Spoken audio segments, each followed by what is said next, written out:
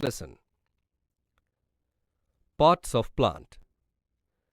We see different kinds of plants around us.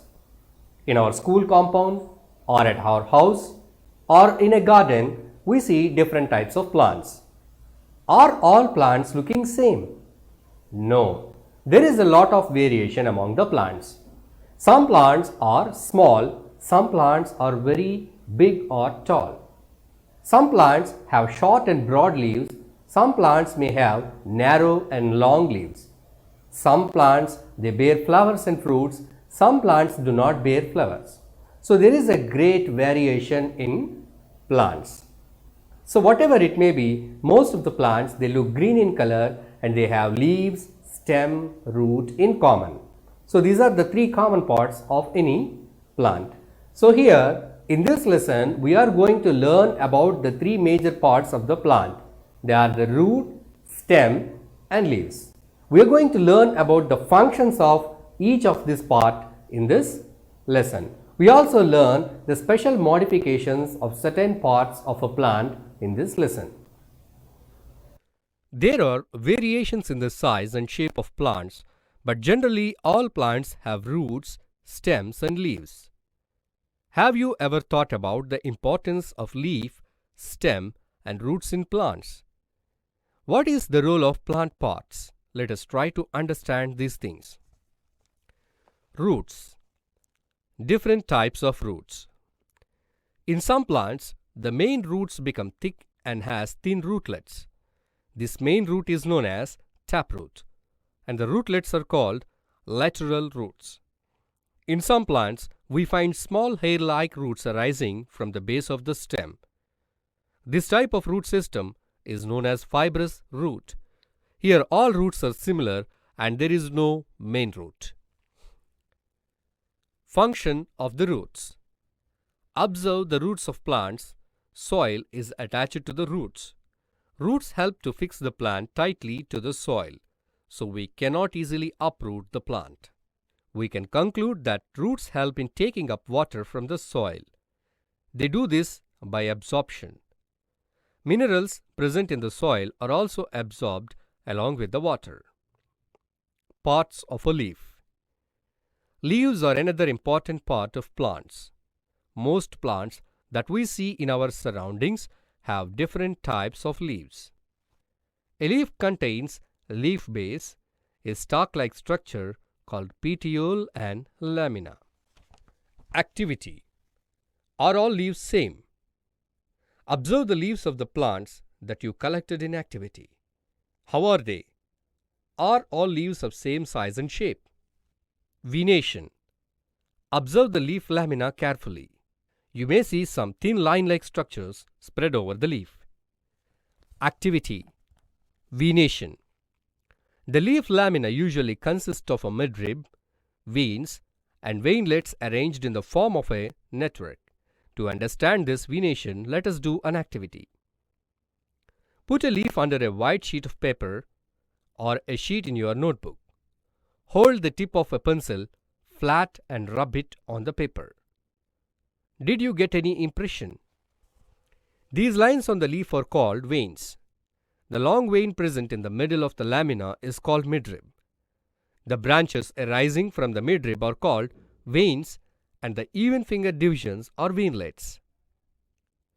The arrangement of veins in the lamina is called venation. Venation acts as the skeleton of the leaf and give it a shape and support. Think what would happen if there are no veins in the leaf. Types of venation. Observe the venation of the leaves that you collected. Reticulate web-like venation, parallel venation.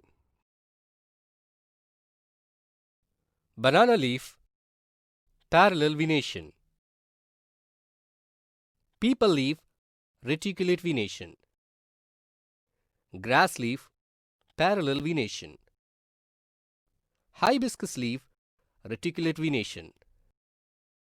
Groundnut leaf, reticulate venation. Functions of a leaf. Leaves play an important role in the life of plants. Plants also breathe like us. Activity. Stomata observation. Take a fleshy leaf, peel out the outer layer of the leaf and place it on a slide. Put a drop of water on it and observe it under a microscope. Try to find some bean-shaped parts. The bean-shaped part that you see in the leaf acts like our nose. These are called stomata. It is useful in the exchange of gases between the plant and atmosphere. Activity. Transpiration. Do you know that excess water is removed in the form of vapors from the leaf surface? To understand this, let us do the following activity. Choose a bright summer day to do the activity. Select a well-watered plant that has been growing in the sun. Enclose a leafy branch of the plant in a polythene bag and tie up its mouth. Take another polythene bag of same size and tie up its mouth without keeping any plant. Keep both the polythene bags in the sun. After a few hours, observe the inner surface of the bags. Are there any droplets of water in any of the bags? Plants release excess water in their body through stomata and some other plants as well. The water is released in the form of vapor and this process is called transpiration.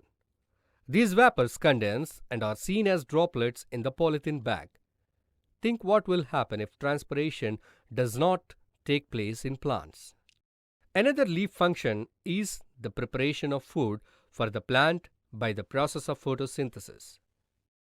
Stem provides support to the plant.